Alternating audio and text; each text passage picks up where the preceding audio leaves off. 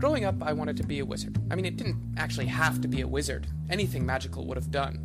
I wanted the might of Thor's hammer. I wanted the power the One Ring offered with its whispered promises. I may have missed the point of the Lord of the Rings series, but hey, I was 10. My 11th birthday came and went with no signs of a letter from Hogwarts. I was crushed. I tried finding real magic in the world, but all that search led to were frauds and charlatans. It took time, but I eventually came to terms with the fact that that kind of magic just didn't exist. At the same time, I began exploring the world of science.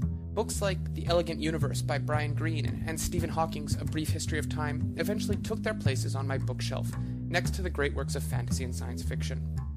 It took a while, but as I learned more about what science could and couldn't accomplish, I began to realize that it outstripped the feats of magic in nearly every conceivable way. It's only the fact that these advances have become mundane that we don't compare them to those fables anymore. Some of my favorite stories involve the ancient gods. Take Norse mythology. Odin gave one of his eyes to Mimir's well. The prize for such a sacrifice? The wisdom of the ages. Maybe he was onto something. We may not tear our eyes out and put them in wells, but we do place eyes in the oceans to learn how life unfolds at depths where even the midday sun can't penetrate. We place them on mountaintops and watch the heavens. We even place them in the heavens to look at the heart of our galaxy and into the depths of time. Our prize for this sacrifice? Every day we learn more about this universe.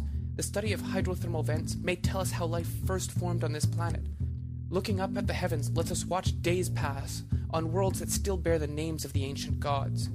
We can see over 13.7 billion years into the past and study the first light to travel through a transparent universe. Could Odin have ever dreamed of seeing as much or as far?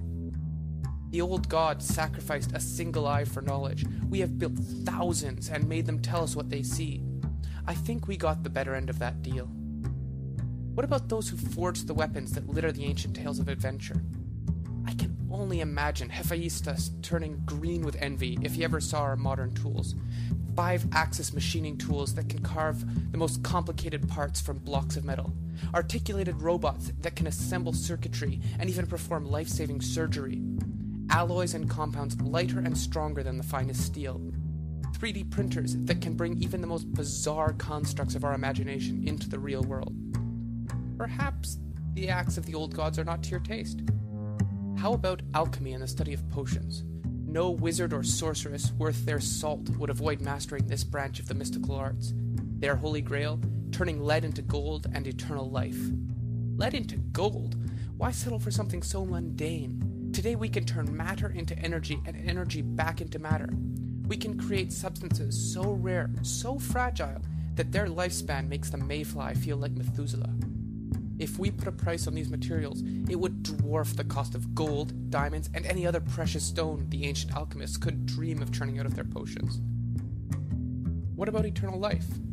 I'll admit, we may never reach that particular milestone. That doesn't mean you should underestimate what we've accomplished.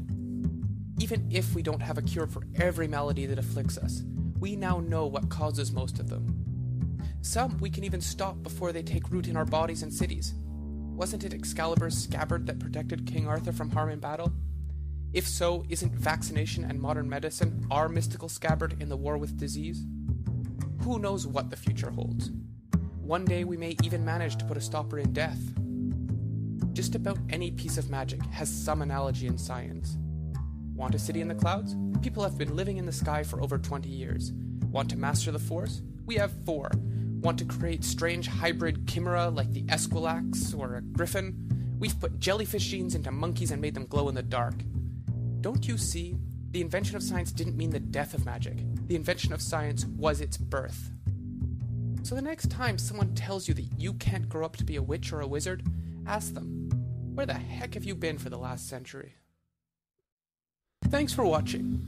If you enjoyed the video, don't forget to like, favorite, and subscribe. Hope to see you again soon.